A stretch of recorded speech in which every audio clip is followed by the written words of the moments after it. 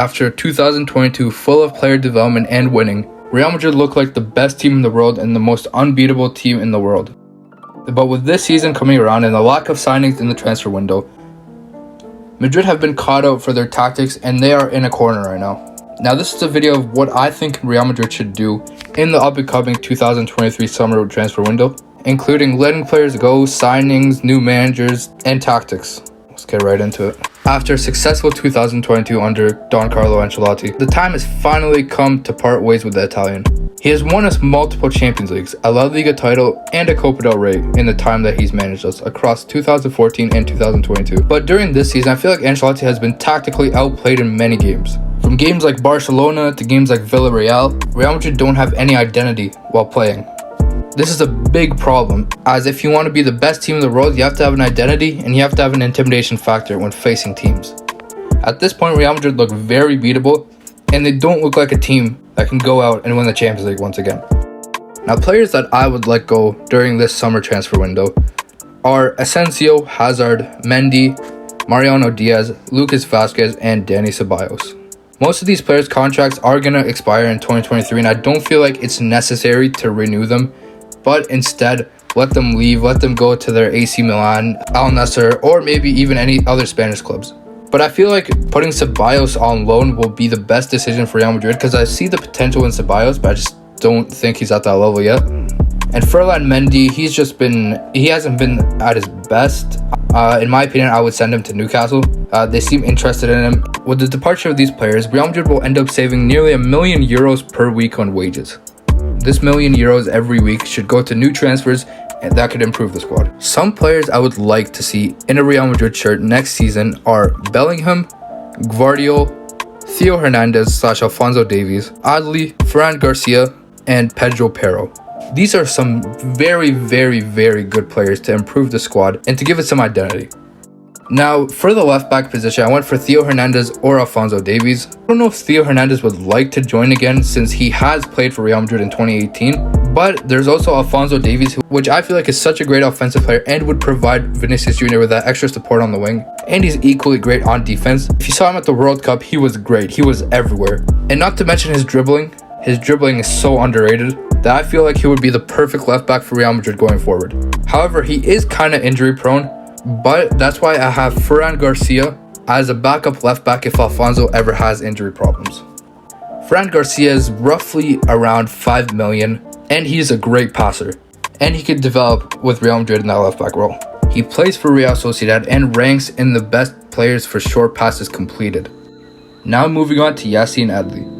He's an exciting 22-year-old French midfielder who currently plays for AC Milan. Across the last year, he is ranked in the 1 percentile of blocks, interceptions, and tackles won, and also ranks in the 5 percentile for shot creating actions per 90. Last year, he took League One by storm, and I feel like if he gets the opportunity, he could be great under Real Madrid.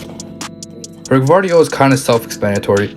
He is Croatian, he was one of the best defenders in the FIFA 22 World Cup, and I feel like if Modric can try and convince him, he would be great as a center back for Real Madrid. Pedro Pero is the exciting wingback that Real Madrid need. He is great on attacking output and is a great playmaker. He ranks in the 1 percentile for assists for wingbacks and shots on target for wingbacks. This, in my opinion, is who Real Madrid need on that right-hand side, as Carvajal and Lucas Vazquez is kind of lacking with their offensive output this season, and even their defensive output. Now, two managers I want to see Real Madrid pushing for is Luis Enrique and Thomas Tuchel. With Luis Enrique's success at Barcelona, I feel like he would be the perfect manager for Real Madrid.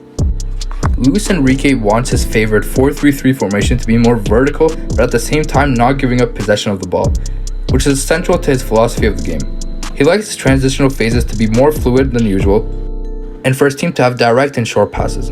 He liked the width of his team to be set up to be more wide and to control the tempo of the game. And he likes to play the game very slow, which is very complimenting for Spanish football. He likes his fullbacks to get forward and intercept their wingers often and force them backwards. Defensively, Luis Enrique is set up in a 4-1-4-1. This complements Real Madrid and the new signings that I've just listed.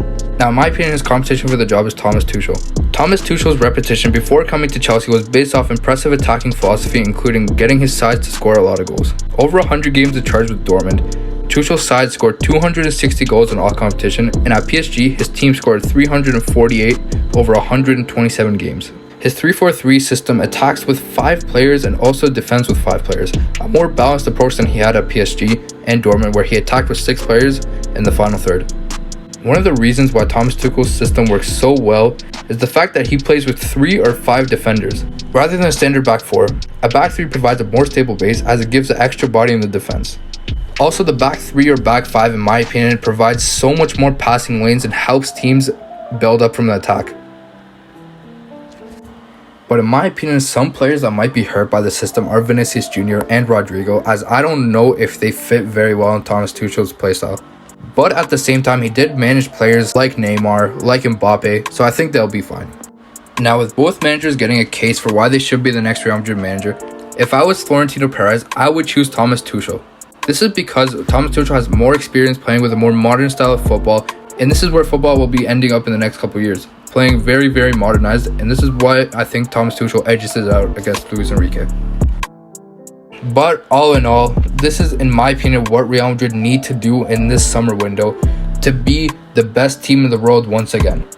Thank you guys for watching. Drop a like if you like this type of content, and I'll see you guys again.